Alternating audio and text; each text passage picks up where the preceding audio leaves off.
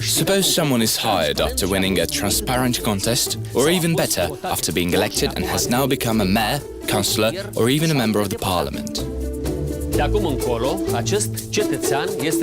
From now on, this person is expected to work solely for the benefit of the people, as his salary will be paid from taxpayers' money. But prior to assuming the public office, the given citizen used to have a prosperous business with reliable incomes.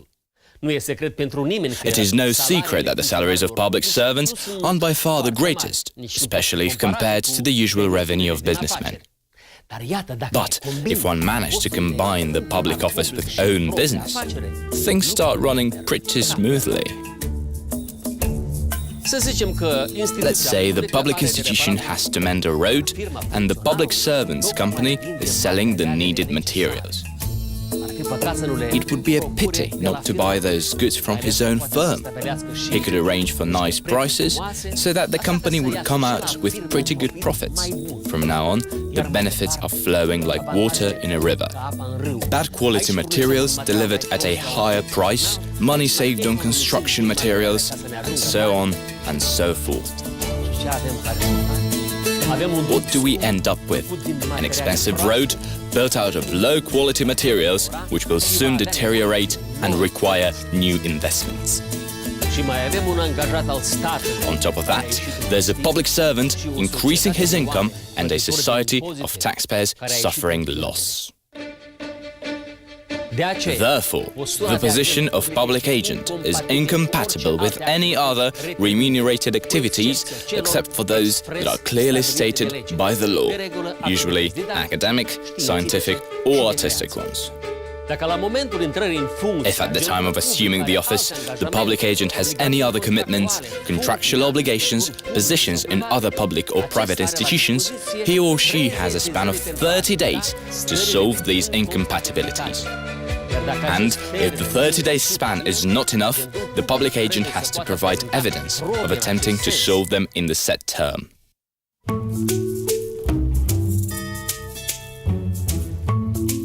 Let's take a different scenario.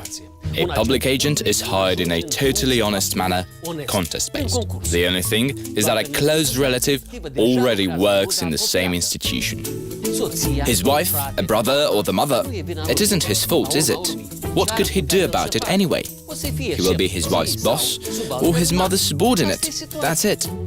When his wife will be missing at work while getting a manicure in a beauty salon, or when his mother will add up monthly bonuses to his salary, he won't even notice. In the end, he isn't the enemy of his own family, is he? And who cares that the monthly bonuses are paid, yet again, from taxpayer money, from our own money?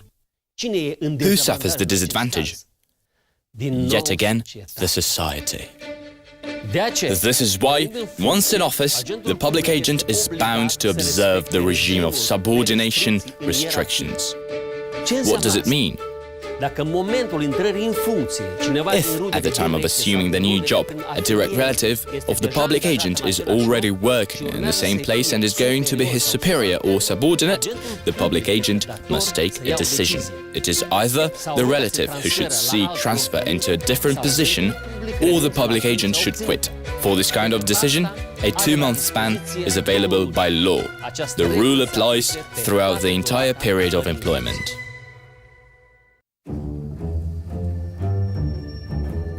After acceding into a public office, one isn't only responsible for what he does, but also for what he says and endorses. Sometimes, dropping the name and position of the public agent is enough to convey a message to the entire society.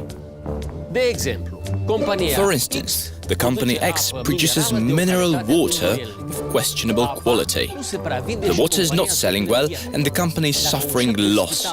But if a well-known head of a public hospital would praise the water in the press or on television and would recommend drinking it daily, the sales would certainly go up.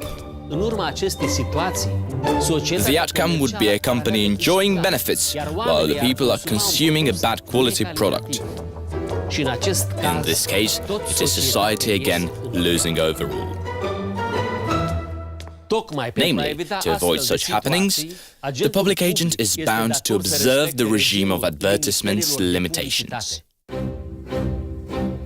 In order to exclude the privileging of private sector companies, the use of official symbols, names, voices or signatures of the public agents, accompanied by an indication of their position in any form of advertisement favorable to a company, a domestic or foreign product is strictly forbidden.